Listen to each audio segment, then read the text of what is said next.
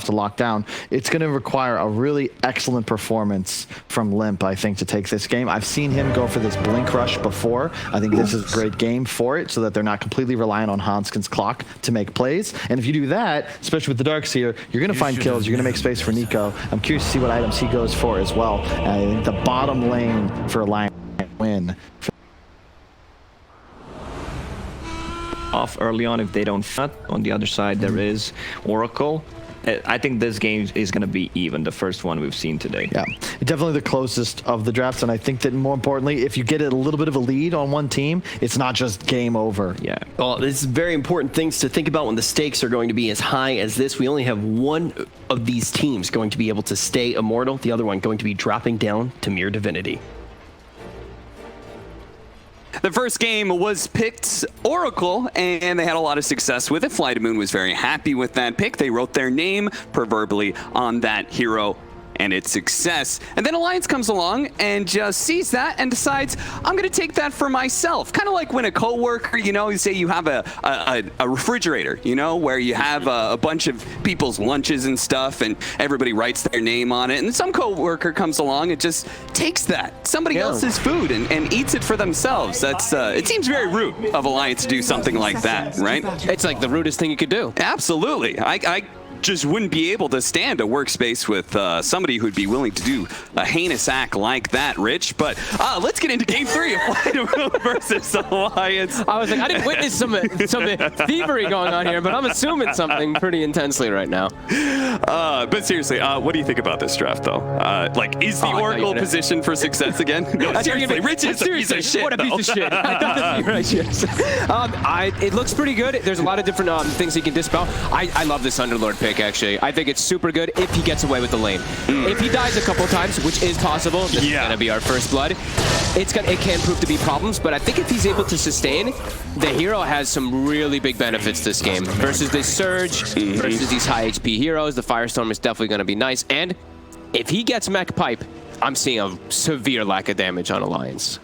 But yeah, I think it's really up to, we'll see what happens in this top lane, see how they're able to play it against versus that Jug. Because you already had to use the spin the one time, so. Yeah, we'll see if they're able to use what is a pretty high damage combo in the laning phase to actually bring down this Underlord a couple times and keep him on the back foot, or if Underlord's just going to be granted some free farm off of the back of Roger doing what he's done time and time again, which is pulling the creep wave. This has to be the most boring matchup ever. This is just regen versus regen, but DK is going to win. And he's actually been aggressively tipping Iceberg. But yeah, I mean, it's Cold Snap versus Dragon's Blood. It's just not an exciting matchup. And DK has just better animation overall. You have to kind of play around it as an invoker to, you know, pull the creeps to yourself, do all those nice little mid lane mechanics to actually try to come out advantageous in it. Yeah, they set themselves up for some pretty strong lanes on the side of Alliance. Very, very obvious lanes, but strong ones as level 2s are hit. At least on the Sven, as well as that Darkseer. Grimstroke not quite there. Lots of kills are possible down here. This is a fun lane. Top lane, I guess, can be fun too, but I feel like if Underlord plays the lane well, he shouldn't actually die to the Oracle or the Jug. Like, you can get these type of sustain items, you get the early Bracer, you get yourself some Fairy Fires, etc. Just keep yourself healthy, and you have just innate tankiness to be able to survive. Yeah, there's different game plans at top, right? Yeah. Underlord wants to stay away from fighting and just focus on the farming, and then this bottom lane, they've got the same game plan against each other. They both have a combination that can easily get kills. It's just about who's going to execute it a bit better. Absolutely, yeah. Toss him onto the range creep. Nicely done by Roger to secure that last hit. General's like, stop canceling the Firestorm. He's like, I really don't want to use this here. But I was going to bring up our mid matchup, and then I forgot it's the really boring DK invoker. He is winning in CS, and that's really all we need to look at from that matchup. Ooh, nice toss back. He doesn't have Mango or anything. He does not. Nico's actually just going to push away General just to ensure that FNG is safe. S4, though. Is bottom lane. S4, he's the first one to die in this bottom lane. I mean, it's all about just a resource management down there. It's like if the Grimstroke and Sven have their Mangos, have their Clarities able to run, they're going to be able to get constant kills down there. Yeah. It's a little bit tougher for the Clockwork Darkseer. They still can on the Grimstroke, but yeah, a little bit harder. And I feel like it's difficult for either one of those two to stop the chain stun combination of Stormhammer into Inkswell. I guess the best the Clockwork could do is try and go for a Cogs pushback, but if he messes it up, then they're both stunned. Yeah. Limp 8 denies. Look at him go. Tornado tries to secure 2. Limp doesn't care. Limp continues to not care. 15 and 10. Continues to not care. Another deny. 16 and 11. I mean, he's owning. Yeah, who cares about tower hits, you know? Yeah. Anything just to focus on the CS. And because Soul Ring got changed, he's versus a Quaswex Invoker again. He's like, sure, I can go Soul Ring in this matchup. It's not bad. I don't want to rely on runes. General. It's actually really nice. He'll be fine up here, as we said. Not getting the most last hits, but at an Underlord, if you're not dying, like it's like the super benefit. And bottom, oh, managed to get Inkswell stun onto S4. He couldn't get away. That's combo. It's just too easy for them to find openings. The second they see Hanskin like pull the wave, instead of being like, hey, we need to interrupt this pull, they're like, no, we're gonna kill instead. Yep. Now they are a little bit low on the mana though. Oh, nice by Iceberg, at least denying away that regen. But yeah, look at Sven's mana right now. He's a bit lacking, but I imagine it's gonna start being that courier ferrying of Mangos, etc. to make sure they can keep those combos and keep shutting down the Darkseer. FNG. Ooh, he gets the toss actually on the Underlord and not quite on that. Yeah, that means they're going to miss out on a little bit of damage, and it could be the Underlord going down, but he's kind of blocked in. Nikobaby couldn't get the rest of that spin on him, and FNG was too scared to try and go for another round of Purifying Flames. Oh, there it is. Nice Cog. Cogs. They still managed to get some good damage on S4 here, but Hanskin, okay. Hanskin just going to walk past him. Whoops. They're trying to secure the range creep deny and the bounties. Do they have mana up on V2? They don't right now. Always Want to Fly still does. Very awkward. Yeah, they can't contest it. They're going to have to go for the kill here. They're bottling up Hanskin too, but can't quite. Cooldown not available yet. This is not going so hot. They just gave up both the bounty runes without being able to get a kill. A little awkward. It feels like this has kind of been some of the story I've seen from Alliance's S4 and Hanskin's lane very often suffers. Why do you think that is? I mean, this one, it's a hard... Iceberg? Is he gonna die? Does Limp have enough to be able to catch him one more time? The Cold Snap doing so much work there. General TPs? What? Yeah. Okay. I mean, he's probably like, okay, I'm taking your lane. That's a bit of a scary one. Now he has to like run all the way up there, but I guess maybe they're trying to set up with a kill with Roger. Yeah, it's a hard kill to get with level 2 Firestorm. They're gonna try. Roger's gonna come in, tosses back over to Iceberg onto the other side of the cliff, but Limp, he just kind of cruises on past. The most damage he took, and that was himself from the Soul Ring. Yeah. All right, well, that was a bit of an interesting one there. As for the, the S4 plus Hanskin, I feel like they've sometimes just played these heroes that just aren't the strongest. It's off-lane kind of thing, right? They don't play these super strong ones a lot of the times. I've been seeing like a lot of times they do the Darkseer, but they're not into like this crazy kill lane that they can actually pose threats. Well, they're going to be able to catch Limp. He got too close to the tower, thinking that his supports were going to be able to gank Iceberg. Instead, it's the other way around. Nikobaby even showing up. This is something that was it Alliance or was it Ninja the Pajamas? The very early safe lane hero rotation into the mid lane. Very bizarre rotation. Yeah. He's still level 5. Like, okay. He gives the lane up to the Underlord a little bit top there. I guess he just really wanted to try to help around that DK ult timing. But it's just weird TPs for both sides a little bit here. General as well as Nikobaby. It'll all fix itself in a moment here. Yeah, no doubt. General. He's got the level 6 now. Not a whole lot they can do to him. FNG, on the other hand, maybe they can kill him. Nope. Defends himself nicely there. Healing Ward plus Oracle is always going to be a factor in this game, even though there is those like high damage. Oh, they actually have the mana. Flash. They've got the level 6. They've got the mana. Now they just need a little bit more damage, and FNG puts it out with the Purifying Flames. Okay. This Healing Ward is probably going to prove to be a very annoying thing. They don't have incredible heroes to actually take it out. Someone has to commit to actually hit that a lot of the times, and it's gonna be a factor with Oracle and with DK. Super high tanky hero, and Limp really got slowed down because of that though. That's really hurt, and they're even setting up on him again. This high level Grimstroke, level 5 already. They're actually gonna go for it, and they get the catch. They do not. Limp, I believe, also knew that there were some heroes in there because they had that scan. They did an aggressive scan to the side of the tower, so it's interesting that Limp chose to go for that anyway. And he was right, he read it correctly. They don't really have the best gap closers when he's in dragon form. You can just kind of cruise on by. Mask of Madness already up for the Sven, who is top net worth. Yeah, he's gonna free farm. Jug is still matching, but Jug is not gonna be able to match now. Sven is going to pull way further ahead because he does not have any. He has no steroid on this Jug. He has a Darkseer Ion Shell for killing, but not to increase his farming. FNG will get spotted out, attempting to go for a ward here. These three, this is a great kill trio though. They can pretty much kill anybody. Just have to worry about that Jug spin in particular, but they will eventually have Phantom at some point. But yeah, they're looking to invade. They're gonna find S4. He's like, I died there last game. Not again. Yeah. Same exact camp, same exact one. Same exact timing, I think, as well. Iceberg instead heads to the bottom lane where it looks like they're gonna try and pick up the clockwork kill here. Ooh, okay, it's level 6, steals the creep. He's gonna be spotted though. Looks like they missed the tornado, so they missed that combination. Always want to fly. Very did. Throws out some damage before he goes. Punished for his greed. He was trying to steal the money from the Ion Shell on the creep. They're going for Hanskin earlier. Missed the kill, but a second attempt does net them a win here. Pull back. Try to keep him underneath the tier 1 tower so they can have the vision to stun him.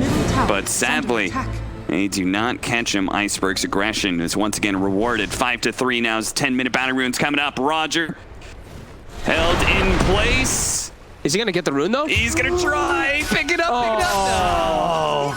That was, you know, we usually say ambitious plays, you know, that was an extremely ambitious one. He just saw 3 heroes right down the bottom, right? Yeah. He just really wanted to go for the trade of the bounties, playing the gold game. All things considered, though, I think Flight of Moon's pretty happy. Like, their Underlord, he didn't die. He only died the one-time top from the use of the Omni Slash, and now he's getting quite a bit of farm. I'd be pretty happy if I was in his position here. Yeah, I think so too. He just has such natural good matchups in this game versus these heroes. And, you know, for people who don't know, Underlord has been changed quite a bit here. His pit is actually crazy how much better it's gotten. So I actually like when people put value points in pit now. Maybe not because of the matchup he was against. He skipped it, right? Sure. Versus Jug and Oracle doesn't really do anything. But that pit really does start to get very powerful. Yeah. Even the level 1 is now like 1.2 seconds rather than the 0.9 it was before. It's just gotten buffed a lot of times. Yeah. I think this is, if your lane doesn't warrant it, I think this is about the time you're going to consider it. Roger, he's looking for the toss away on Hanskin right now, but he doesn't see anybody close enough. Finally, S4 shows up, but he's given a surge. Avalanche trying to cover his tracks as Roger looks to be able to escape with a hook shot. Lands its mark. The Ion Shell should burn him out here as Roger will not escape back to that tier 1 tower. And the aggression into pushes begins. This is a key component of Alliance's lineup, right? Is they have to be ahead of Flight of Moon in the pace of this game. Yeah, they have to be playing around those towers. I mean, it's Dragon Knight Juggernaut, Darkseer. Like this trio has been a trio that has been played a lot in the past about just getting those early timings, getting yourself a little bit of a lead, and then just rolling with that lead. You don't want to be playing at a disadvantage versus Sven. They both have gone for the Mask of Madness build, though. Pretty interesting to see. And Nikobaby just going for the single target build of Desolator. So not trying to keep up in a Battle Fury build or try and stat it up. Instead, just the raw damage. Interesting, too, like raw damage versus Underlord. So then he bypasses Atrophy, or he doesn't have any actual base stats. It's just straight damage. Pretty cool. Yeah. Gets counteracted quite a bit by Warcry in a lot of situations, but it's definitely a way that he's trying to avoid having to worry about Underlord.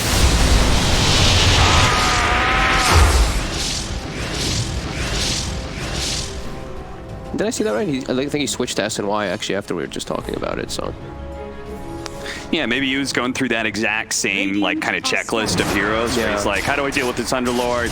Thinks about that. Then he sees, oh god, it's 15 armor, I think it is, from Warcry. Like, okay, maybe I need a bit more sustained focus. It is. I do feel like he is in a very problematic position when net worth is even. Yeah. And it's just like, it's just a tough one because like, what do you want to, how do you want to build your damage in this game versus Sven and Underlord? Like, you're going to be reduced heavily.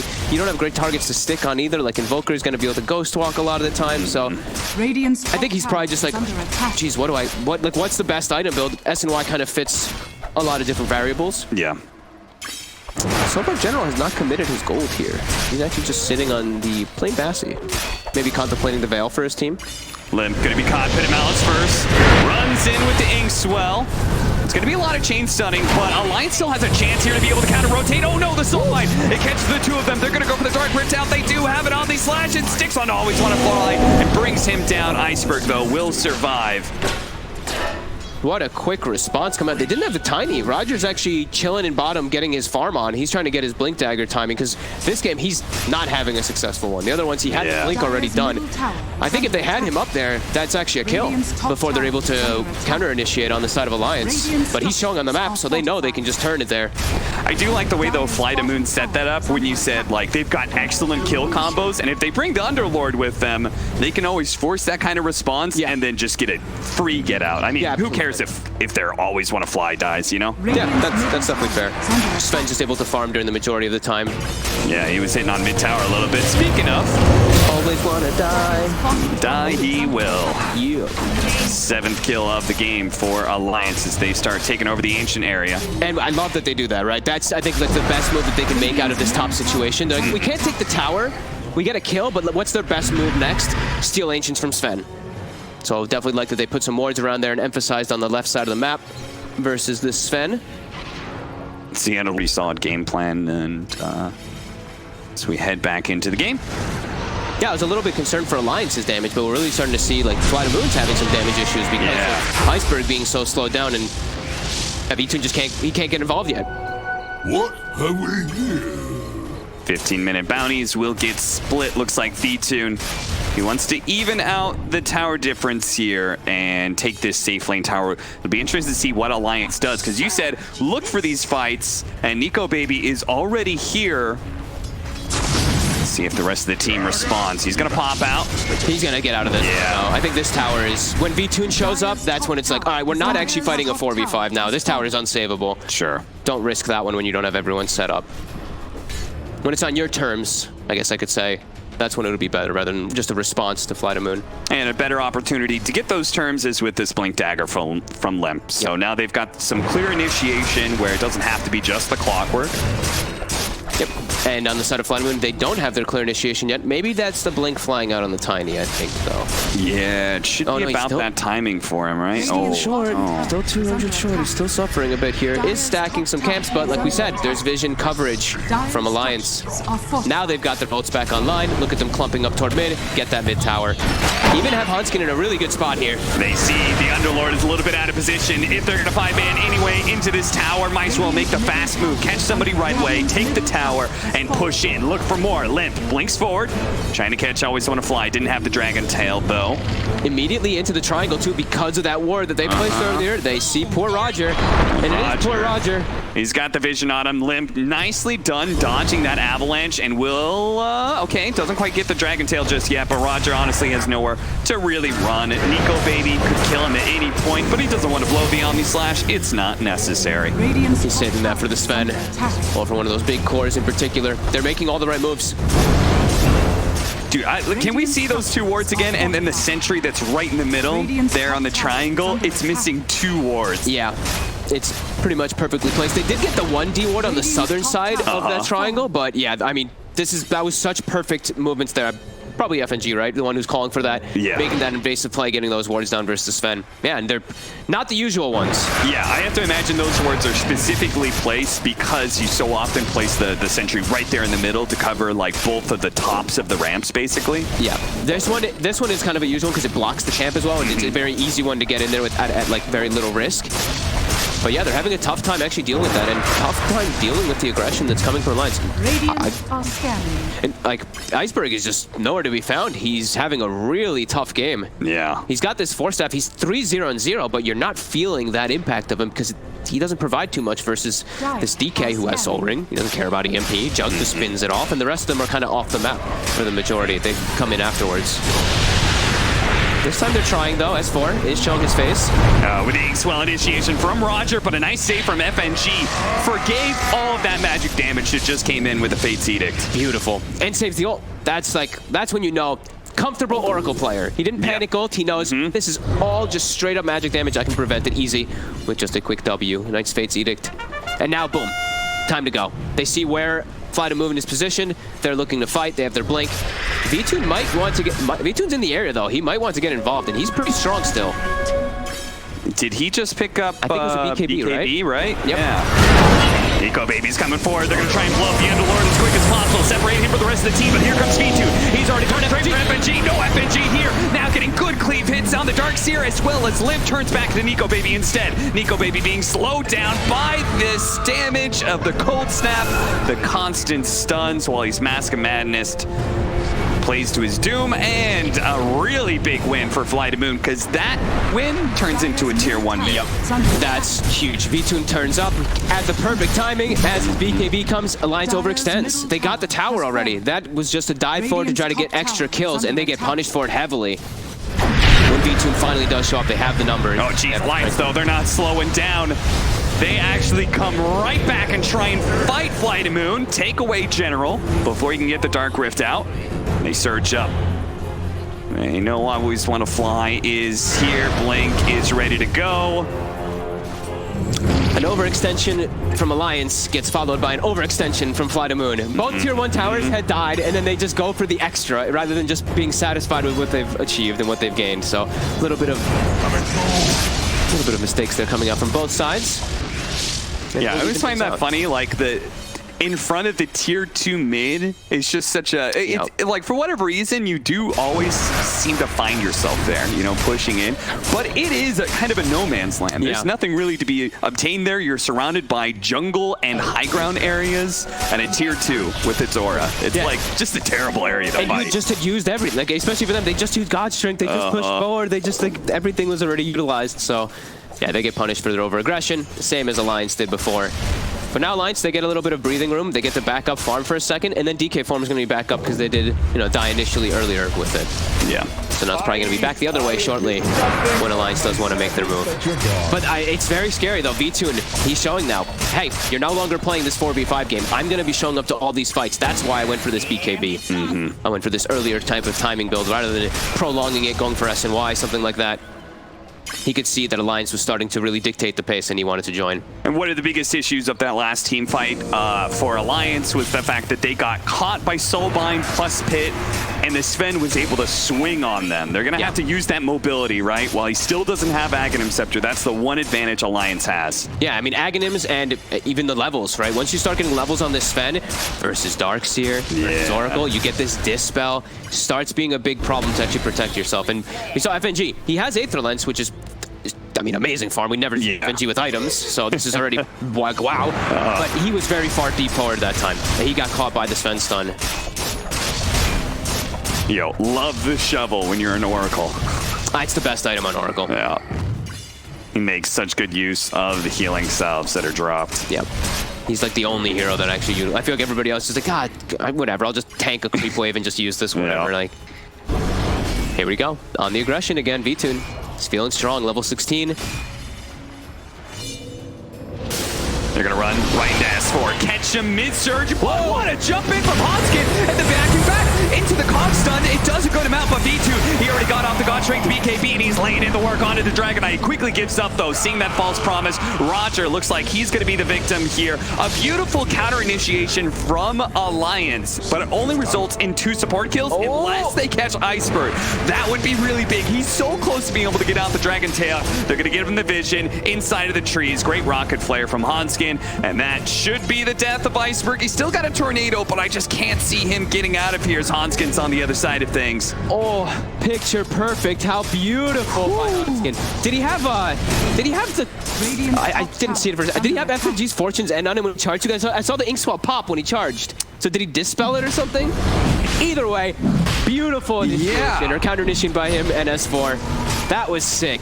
They just that was looking really disastrous, but then V-Tunes just kited and split up in the fight. They don't have General.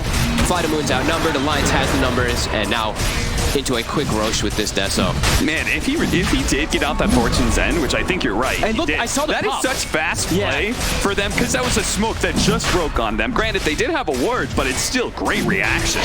I saw the ink swap pop, so I was like, wait, something popped it without Yeah. it being able to like do the full duration of the stun. So it probably wouldn't have changed anything anyway, but it was just cool. I like seeing those type of interactions. Absolutely. They're always dope. I mean, that was a healthy amount of AoE damage as well, so. 4,000 net worth lead for Alliance, and they do have the Desolator, but V-Tune, He's still really, really strong. he had like the Sange queued up at some point in time, then he had the Aghanim Scepter, now he's looking at Daedalus? I think he's just wanting to kill people during the BKB duration. Okay. Right, because he hit DK 3-4 times, and DK actually got relatively, not like low, but he got him down to like the halfway level. But now there's a Halberd coming out, so he might be switching up his items quite a bit here. But So I can understand why he would want to go. It's like two different sides of the same coin, right? He's got this problem, which is they're super mobile, and it's going to be hard for me to hit them. Instead of trying to counter the mobility with mobility himself and the Aghanim Scepter, instead he just says, I'm only going to get a few swings in, but goddamn, those swings are going to hurt. Have to count, yeah. And he has the thing is he has Quas Wex Invoker too, so high levels of Wex, he gets an Alacrity thrown on him. If he's just doing that crazy high amount of damage, could work. And he does have Grimstroke. You know, he does have at least some tool to boost him up. Ink Swell move speed. And he's also relying on his team to output the disables that he may be missing, and they've got tons of those. Soulbind, Tornado. Okay, he buys the full Daedalus. All right. Okay. Well, that could either be a brilliant choice or a total disaster, all depending on this high ground push from Alliance. I'm not sure if they're really going to commit too much, but they may get caught in the process. They might be sneaky here. Look at Fly to Move. They're coming in so fast. The Dark Rest is going to be able to catch them with a Pit of Malice. Stun already going out. Soulbind onto the 2. Look at the Sven, though. He's going to wait until the Heaven's Halberd wears out, and then he just hits whatever he can. Oh, yeah. Desolator. Oh, no. He just got ripped apart by that Omni Slash. He didn't expect that at all. Oh, did you see FNG as well? Was he just Shadow Amulet in the corner? So Sven couldn't find the Oracle. Oh my, he just died immediately. The Deso pays off. And the Daedalus does not pay off. Sven does not have a buyback. Fortunately, the rest of Fly to Moon does, and Alliance will probably be forced to slow down on their push here. No Dragon form, and the Underlord is up, so I can't really see them doing a whole lot here. Did he pop the mask too? So did he have even more minus armor? Yeah, I think he did. So he just got wailed on. Oh, look, hey, Alliance. They say, no, we're going to go 20 seconds while the Sven is down, but Dragon Knight got caught by the preemptive Yule Scepter. Limp blinked in and instantly got stunned up. Now he's stuck in the mire. He's tanky, though. The and pit, Fates. the ice wall, I mean, it's all just creating time for the rest of the team to bang on the tier 3s. As he takes no damage thanks to the Oracle. A little bit of a disarm there. Sven is back up. Can they get here in time? Can they save this melee barracks? It doesn't look like it. They're going to be able to finish it off in a second. A nice toss back, though, on Hanskin. Pops his blade mail, does what he can in return, but the rest of Alliance says, see you later, Hanskin. Your sacrifice will not be in vain. We're going to take that melee barracks. We're going to try and get out. Or maybe they're going to try and turn. Look at him, he's trying to be so sneaky. It worked before. The Sven could not find him. It happened one time. He's right there. They're looking for the re-engage. General, he's going to be the target here. Lays out the Pit of Malice and hides into the trees. They don't have the Omni Slash, so Alliance isn't super certain that this fight is a good one. Finally, they see the Oracle here. Taking him out, and I think with the Oracle gone, Alliance is saying, okay, now it's time to go. Enough funny business, FNG. They spotted him this time. They were ready with sentries. That was sick, though. Him hiding in the Shadow Amulet. Sven, dude, I just watched V2 being like, where is he? Like he's just looking around like, oh, he's like, I don't want to go on those 2 cores. They're too damn tanky. I got to find that backline heroes, but old Oracle, FNG, he had a trick up his sleeve. Very nice plays there from Alliance in response to a sneaky smoke, too, from Fly to Moon. I thought that could actually have some success if they got the initiation a little better, but quick reactions from Alliance. as it's been kind of the story of the whole game. Quick reactions from them, right? Like the way they've been counter ganking and the way they've been moving around the map, just quick. And that's, you know, we did mention how in the first game they suffered a little bit because of these long cooldowns and all that. Yeah, they're really playing to their strength at the best here with this speed. Level 20 now for the Sven. I believe we also have BKB up for the Invokers. So these are really big upgrades. A lot more stunts are going to be going out. You can see him, V2 continuing to double down. Bought the Daedalus, now going to go for an AC, seeing that damage from the Desolator. Yeah, I didn't get to see what order he clicked everything in the bottom, because I saw him God Strength and then I saw him Mask. I don't know if he Warcried first. Yeah, I think he didn't Warcry. Yeah, it looked like he didn't, because he died so damn fast. Yeah. So has to be very careful with his button usage in this situation, as Nikobaby does pack a punch. And I feel like Vambrace is actually so good on Jug when you have this Agi one, because it's all about attack speed in your Omni Slash, right? So yeah. Now he actually gets an even better item, though. Orb of Destruction. Orb of Destruction with the Desolator that he already has. He's on his way to Abyssal Blade, too. That control through the BKB. Looking good right now for Alliance. Really dictating the pace, not allowing the other cores of Flight of Moon really to get online too much. I mean, Iceberg, he's still 4-1, and he still has 4-1, but he's not really... Nice pick off too much. But if they think to themselves, okay, we got a kill. There's no way Alliance is going to take a fight against us, right? They'd be dead wrong. There's only 3 up here from Fly to Moon, and thankfully for them, they're going to play a bit skittish, just off the line of where Alliance is currently prowled up. The backup to their 5-man position. Wow. I thought Alliance was considering that engagement there too, because they saw the Grimstroke nuke, but just really playing it calm here. They know they got this lead. They don't want to be the ones forcing an issue 4v5. And they're going to give FNG the mobility item. And the spider legs. Because he can he can sneak. I mean, he was already sneaking with just a shadow. I mean, now he's got the glimmer and the spider legs. What's our clock have? Oof. Just because that's a classic clock item. He's going to carry the telescope instead. So that's very sacrificial from Hanskin. Yeah, very opposite. As you'd imagine them to be holding the opposing items. But they're going to be, their lineup is about that group up, so he should be in range of the Oracle for the majority. Absolutely. Successful scan there from Fly to Moon on the Shrine. Bounties, though. Who's going to get greedy for it? They try and go for it. Always want to fly. He just gave up his life. Oh, the tornado! Stop the hook shot that was on Roger. That would have been 2 kills. Good save there from Iceberg. And Always Want to Fly, did he get that bounty ring? Was it worth it? I feel like he did. He absolutely did, right? Yeah. They were waiting. They were baiting somebody to get it. Yeah. They still have DK form active. Limp still wants to try to find another grab here. Got an Invis rune too. Dude, Aether Lens, Telescope, and now the level 15 talent for Oracle. He's going to be chucking out all those saves from quite the distance back. Yeah, I actually don't know how they find him in the back lines. It's going to be extremely difficult. It's going to be on Roger to try to find that, but at the same time too, they want to focus the targets that get hit by the Soulbind, but someone has to address FNG. So hopefully that Tiny, Roger's carrying a Dust in particular, to be able to chase out into that backline. But yeah, we're seeing this win rate. 93%. Alliance have firm control. Nikobaby is fully online as he's matching the farm of a Sven, which is not a place a Sven wants to be. I don't fully disagree with that, but I just thought that Dota Plus would give a little bit more to Sven and his late game power, but I guess not.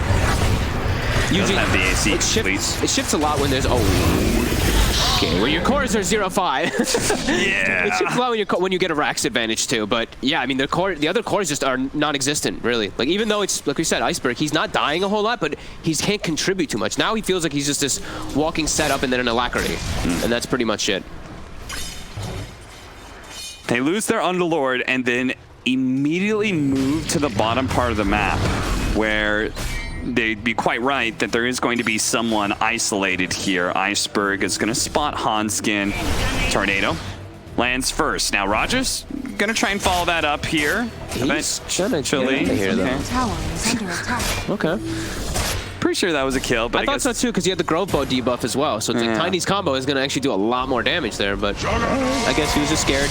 They didn't see everybody. I think they saw like a couple heroes with the Radiant Ward they had on the left there, but I don't think they saw everybody. So Radiant's middle tower is under they're probably just attack. getting a little bit broken now as this game is Radiant's middle really tower turned has south fallen. quite quickly. They're going to need Alliance to really screw up in a high ground push. Radiant's top tower is On under Alliance, attack. they've already done one very successful push in the bottom lane. And as the Underlord's up in 15 seconds, no need to risk anything. Let's just play for Roshan. Yep, back it up. They've got all the tools they need. They've got good ward coverage too. Easy Rosh. And the onus is now on Vladimir to try to contest this, but it's going to die very fast at this Jug with the Orb of Destruction does so. Yeah, when he's doing 450 damage crits. Yeah, they're smoking though. They want to try this. And Limp's ult is going to be ending in a moment here. Again, Alliance knowing how far ahead they are, I think maybe they could have taken Roshan fast enough, but no need to take that No risk. risk, yeah. Let's just sit on our high ground, wait for Fly to Moon. We have the bottom lane that's always pushing in anyway, so that's going to give us some good information. Even sending those illusions that he picked up to push out mid. So they know they're getting more out of the map now, and they're actually going to look for this fight instead. They're going to This is classic. No ulti on Limp, but they have more than enough to be able to jump if they do find any target. Yeah, if he just gets the initiation, he's got BKB, draws a lot of attention to himself, and then Nikobaby comes in with the killer, that Abyssal Blade. This is such a good wraparound here. They're getting on even grounds. They spot him. They're going to go straight for the support first. Try and finish him off. The Dragon Tail does manage to go down. At the same time, Hoskin catches Iceberg. Look at that. Omni Slash right in the middle, though. Doesn't finish off B-Tune, but he gets the Abyssal Blade to follow up here. BKB still active. Godstrike, turn around. B-Tune feeling confident he can turn, but now he realizes he's got no support behind him. He's being gone on an FNG. Make sure he can't actually swing. He was disarmed for some of that. He has so many answers to him from the side of Alliance, whether it's the hefty amount of armor, whether it's the multitude of halberds or disarms from FNG. He can't do it by himself, Fogged, and yet he has to try because nobody on Fly to Moon has farm. Nope. Yeah, they just know they just focus everything on the Sven. Right? Yeah. General dies immediately to an Omni Slash, and Nikobaby is reigning supreme. 13-1-4, making it look kind of easy this one around, as he just knows exactly what targets to go for. Radiant's middle barracks. Iceberg gets away. Yeah. He keeps his nice 4-1 in whatever he is, but he is not able to contribute. And GG. Top tower is under attack. Wow. I mean, I don't disagree. There's still 35 seconds for this Sven, but it has to hurt for Fly to Moon.